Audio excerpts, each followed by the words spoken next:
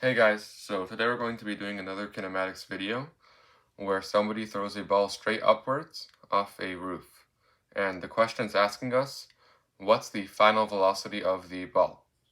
And in this case, the ball is being thrown at 15 meters per second and the roof is 200 meters tall. Alright, so as always, feel free to pause the video and try to solve it for yourself and then come back when you finish. So let's write down all the information that we're given.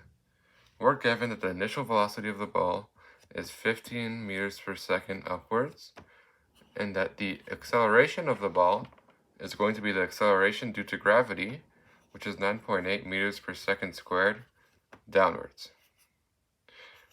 And another thing that we know is that the displacement of the ball, which I'll write as change in y because it's going in the vertical direction, is negative 200 meters. Now, you might be saying that the ball travels a much larger distance than 200 meters. And you'd be correct. But when we're talking about displacement, we only care about the difference between the beginning and the end point, which in this case is the height of the building, or 200 meters. And the reason why I write this negative sign here is because I want up to be the positive direction and down to be the negative direction. And the ball goes 200 meters downwards. So I write negative 200 meters. And we're trying to find the final velocity of the ball. So let's use the equation that combines these four things. So final velocity squared equals initial velocity squared plus 2a, that's change in y. This is just displacement. In this case, it's the change in the vertical direction. So plugging in our numbers, we have that the final velocity squared equals 15 squared plus 2 times the negative 9.8 times the negative 200.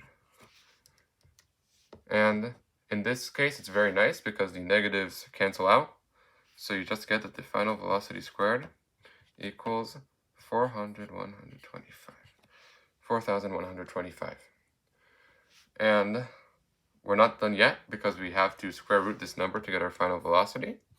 So the final velocity, when we square root it, equals 64.4 meters per second. And there's one last step, which is when the ball hits the ground, it's going to be going downwards. And because velocity is a vector, we must include the direction. So the final velocity equals 64.4 meters per second down. And that's it. That's going to be the final velocity of the ball that's thrown upwards off a building.